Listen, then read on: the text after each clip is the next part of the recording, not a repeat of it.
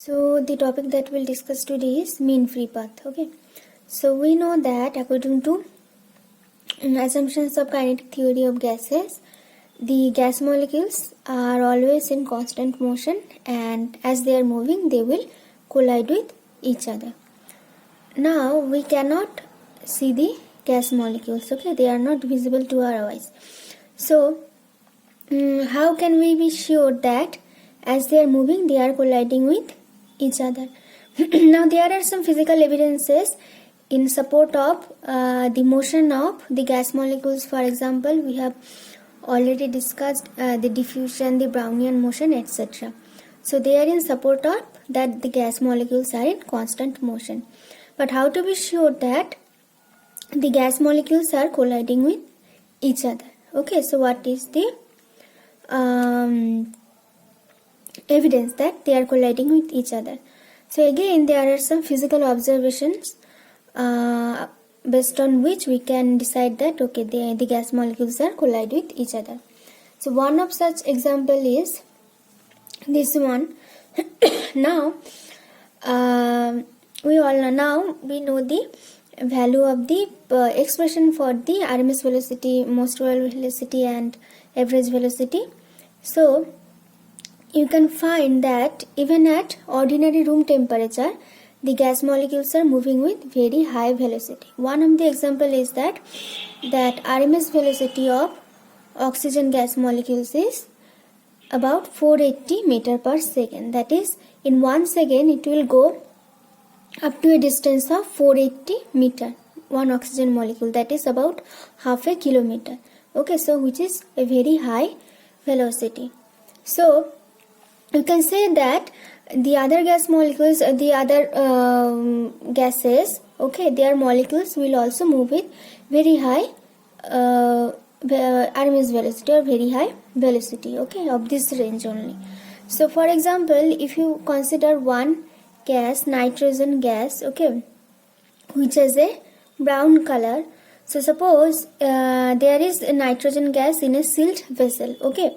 So now if you open the lid of this vessel, so what will happen? The gas molecules, this nitrogen dioxide gas molecules will diffuse into air.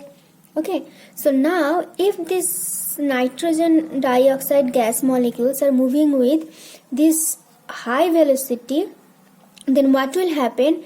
As soon as we open the lid, what should happen? The gas molecules will just come out of this lid and move a very high distance, and they will disappear in no time.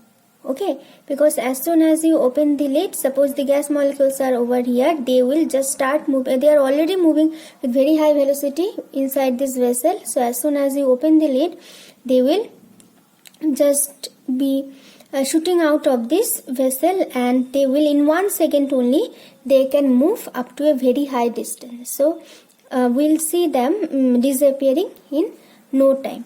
But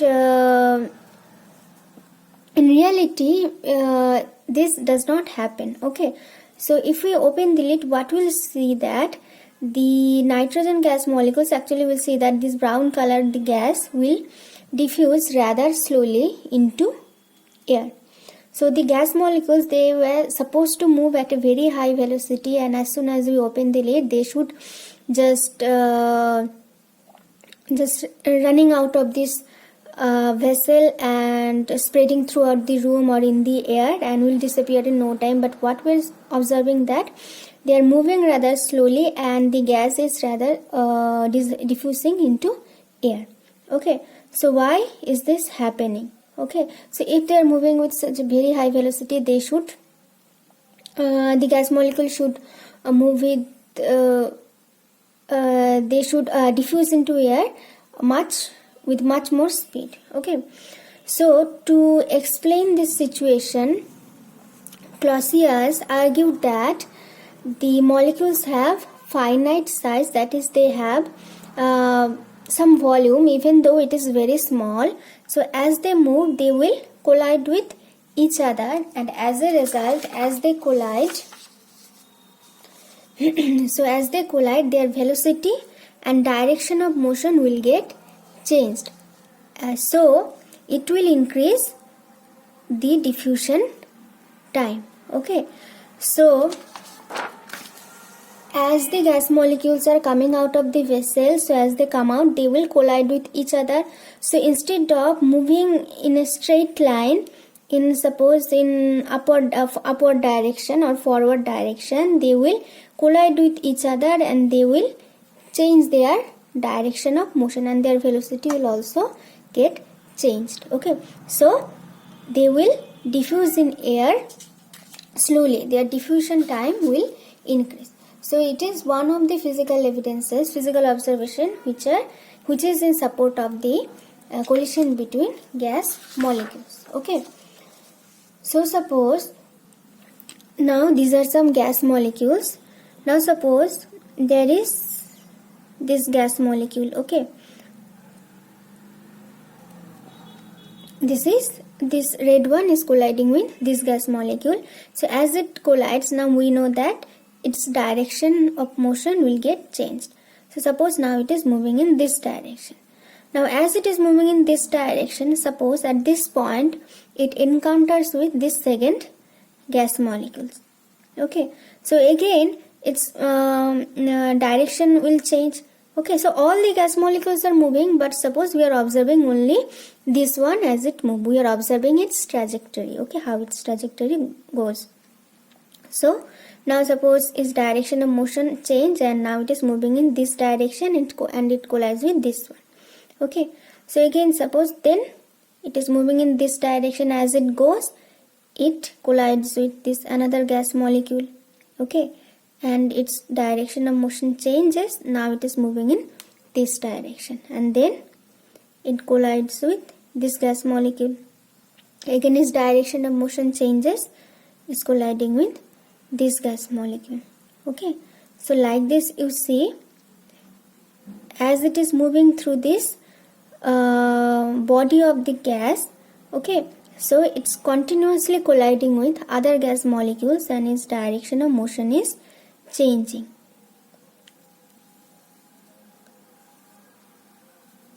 Okay, so you see between two successive collisions, so this two successive collisions, so this one, between these two collision, this gas molecules shown in red is moving freely. Okay, and moving in a straight line. Moving in a straight line means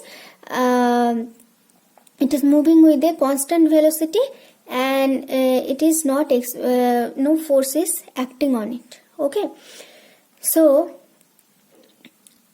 between two successive collision, the molecules move in a straight line. Okay, move freely and move in a straight line.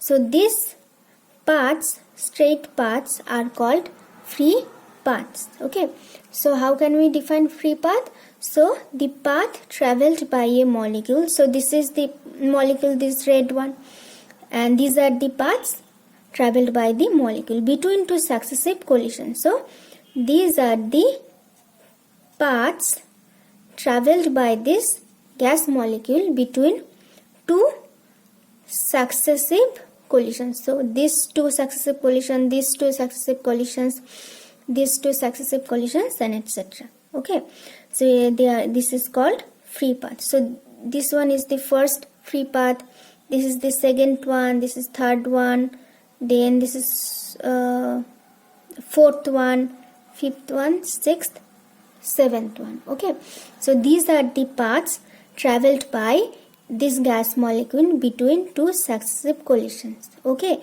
so and as you can see that the free paths are straight line. So as a result, what is the nature of the trajectory of this molecule? So we can see that the trajectory of the molecule or the particle will consist of a series of zigzag paths. So as you can see that now the trajectory is a zigzag path. Okay, and as you can see the lengths of these free paths are different. So some are short, like suppose this second one and the fourth one are short. Okay, their length is short, but if you consider the sixth one and the fifth one, their lengths are comparatively longer. Okay, so some free paths are short while others are longer. Okay, so as you can see that there is a variation in length of the free paths. They differ in lengths. So what we can do, we can find their mean. Okay, so what will be the mean free path? So to find the mean free path, what we can do, we can add the lengths of a large number of free paths and then divide it by the total number of paths. So for example, suppose in this case, so this is the first free path. Suppose its length is suppose free path, so f1. Okay, then the second one, the length of the second free path is f2. Then length of the third one is f3. Then we have the fourth one f4. Then fifth one f5. Then sixth one f6. Then the seventh one f7. So suppose now we are adding all the lengths of all the free paths and then divided by the number of free paths. So how many free paths are there? We know there are 7 free paths. So 7. So we will get some value. Suppose in meter. Okay. So that will be the mean free path. Okay. So what you can do? So you can add the lengths of a large number of free paths and divide it by the total number of free paths. Okay. So how can we define the mean free path? So the mean free path is the average distance traveled by a molecule between two successive collisions.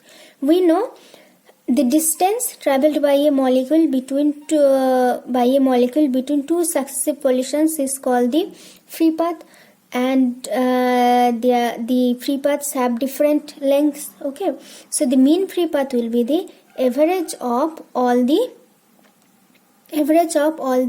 free paths. Okay, and it is denoted by lambda.